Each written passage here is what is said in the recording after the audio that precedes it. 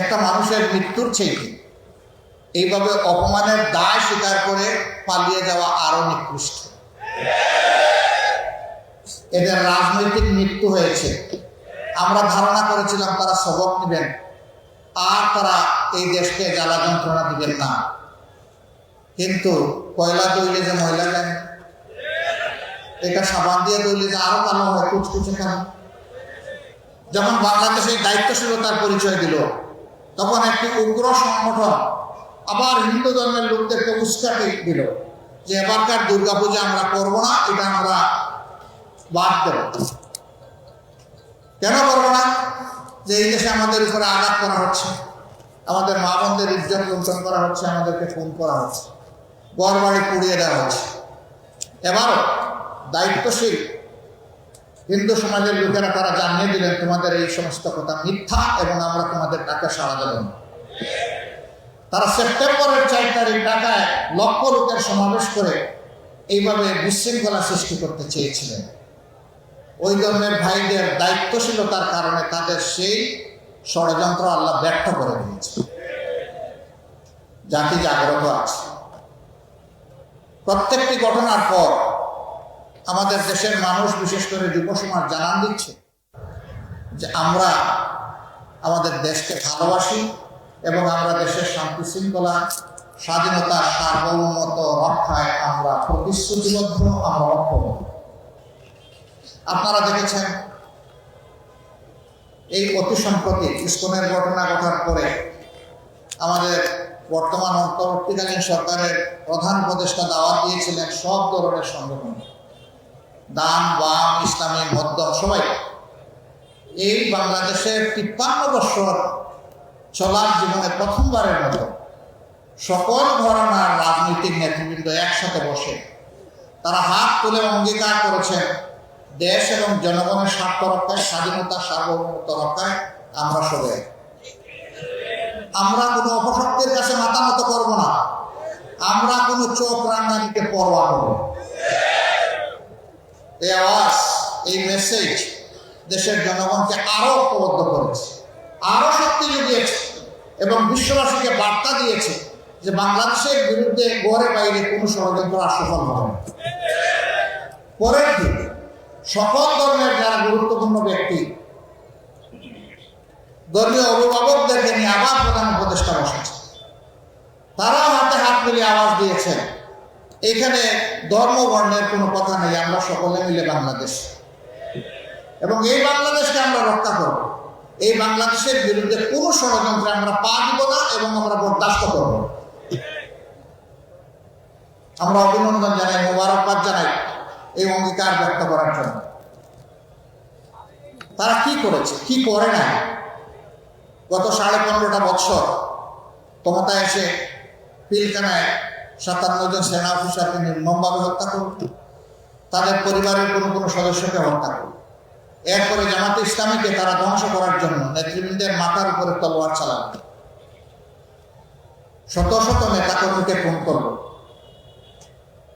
তখন অবশ্য অন্য কোনো দলের উপরে এই বিপদ আসে না। আমরা সেদিন আমাদের বন্ধুদেরকে বলেছিলাম, সবাইকে, যে আমাদের উপর যে যুদ্ধ এই সরকার অন্যায় যুদ্ধ শুরু করেছে, আসেন একসাথে আমরা সেই যুদ্ধ মোকাবেলা করি, তাইলে এই যুদ্ধ আর কাউকে আক্রান্ত করবে না। দেশ বাঁচবে, আপনারা বাঁচবেন, আমরাও সবাই বাঁচব। সেদিন আমাদের এই আওয়াজ আমরা বুঝাতে পারিনি, অথবা তারা উপলব্ধি করতে ব্যর্থ হয়েছিলেন, যার মাসুক পরবর্তী পর্যায়ে গোটা 15.5 বছর ধরে জাতিকে পরিশোধ করতে হয়েছে। আমরা বলেছিলাম আমাদের মাথায় আঘাত করা হয়েছে, সবার মাথায় আঘাত করা হয়েছে। সময়ের ব্যবধানে তাই প্রমাণ হয়েছে। সম্মানিত ভাইয়েরা, এখান থেকে আমাদের শিক্ষা নেওয়া উচিত। আমাদের আলিম সমাজের উপর সরকার আক্রোশ নিয়েছে। 13 সালের 5ই মে শাপলা চত্বরে কি করা হয়েছে, কি নারকীয় হত্যাকাণ্ড চালানো হয়েছে আপনারা দেখেছেন। মানুষ কতটা বিকৃত হলে বলতে পারে সেদিন কেউ মরে নাই, সেখানে আলিমুল আমার রং ছিটিয়ে দিয়েছে। হ্যাঁ, মানুষ যারা দিনের জন্য দুনিয়া থেকে বিদায় নেয় তারা তো শহীদ হয়ে আল্লাহর প্রিয় বান্দাবান্দি হিসাবেই বিদায় নেয়, কিন্তু যারা অপকর্মের দায় নিয়ে দেশ থেকে পালিয়ে যায়, তারা কি নিয়ে পালিয়ে যায়?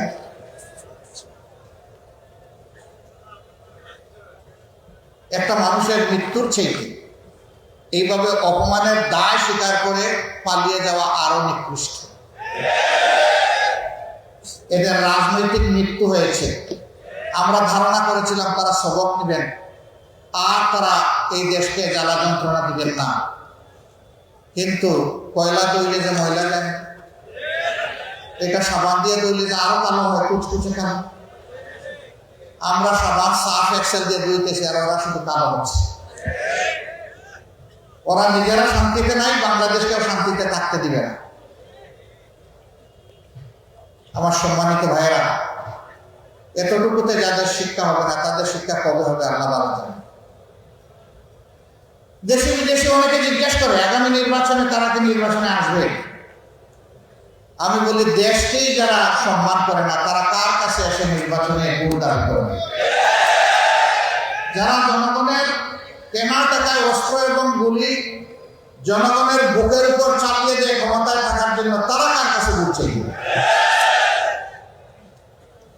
যারা নিরীহ জনগণকে খুন করেছে তাদের পরিবারের কাছে গিয়ে জিজ্ঞেস করুক তারা তাদের এই ধরনের রাজনীতি আর চায় কিনা, এই ধরনের আগ্রাসী দলকে আর রাজনীতিতে দেখতে চায় কিনা। তাদের কাছে গিয়ে জানান, আমাদের কাছে জানার দরকার নেই, আমরা তো বেঁচে আছি। পঙ্গুত্বের কষ্ট নিয়ে যারা বেঁচে আছে, হাসপাতালের বেডে যারা প্যারালাইজড হয়ে পড়ে আছে, তাদের কাছে গিয়ে জিজ্ঞেস করুন তারা কি চায়।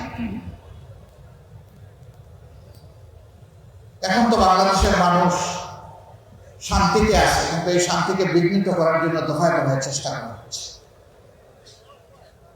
ইনশাআল্লাহ আমরা আশাবাদী একটা ঐক্যবদ্ধ জাতি সকল ষড়যন্ত্র মোকাবেলা করে সামনে এগিয়ে যাবে ইনশাআল্লাহ। আমরা এমন একটা বাংলাদেশ গড়তে চাই, আমাদের সন্তানদের আশা পূরণের উপযুক্ত বাংলাদেশ। তাদের প্রধান স্লোগান ছিল উই ওয়ান্ট জাস্টিস। আমরা বৈষম্য নয় বরঞ্চ বৈষম্যহীন ন্যায় বিচারপূর্ণ একটা সমাজ চাই। আমরা তাদেরকে কথা দিচ্ছি, আল্লাহ তাআলার সাহায্য এবং জনগণের ভালোবাসা পেলে আমরা সেই সমাজটি বাংলাদেশ এবং জাতিকে উপহার দেব ইনশাআল্লাহ। আমরা কথা দিচ্ছি আমাদের হাত দিয়ে কোনো চাঁদাবাজি হবে না এবং কোনো চাঁদাবাজি বরদাস্ত করবো না ইনশাআল্লাহ। আমরা কথা দিচ্ছি বাংলাদেশের 1 ইঞ্চি মাটির উপর কারো কোনো দখল বাণিজ্য চলবে না এবং চলতে দেব না। আমরা কথা দিচ্ছি সরকারি আধা সরকারি বেসরকারি অফিসে বসে কেউ ঘুষ খাওয়ার প্রয়োজন অনুভব করবে না এবং দুঃসাহস দেখাবে না। আমরা কথা দিচ্ছি আমাদের যুব সমাজের হাতকে আমরা কর্মীর কারিগরের হাতে পরিণত করেছি।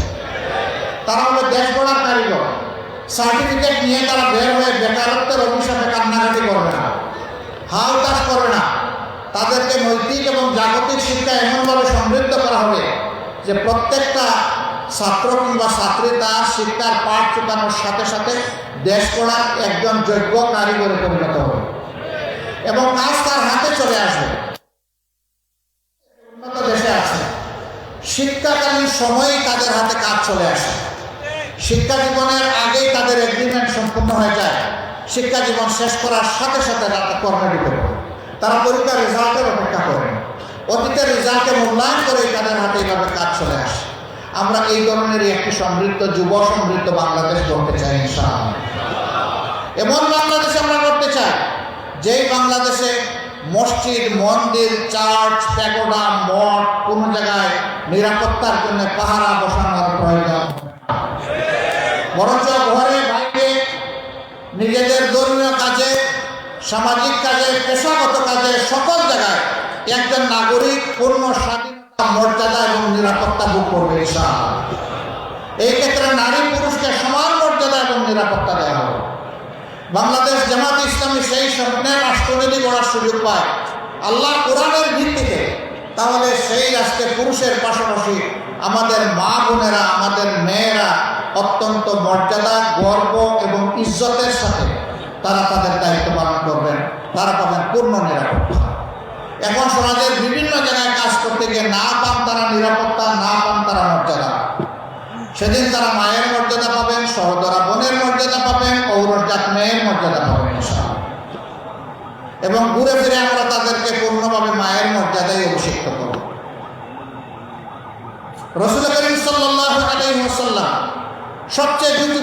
যুদ্ধের ময়দানে মহিলাদেরকে সম্পৃক্ত করেছেন, সুযোগ দিয়েছে।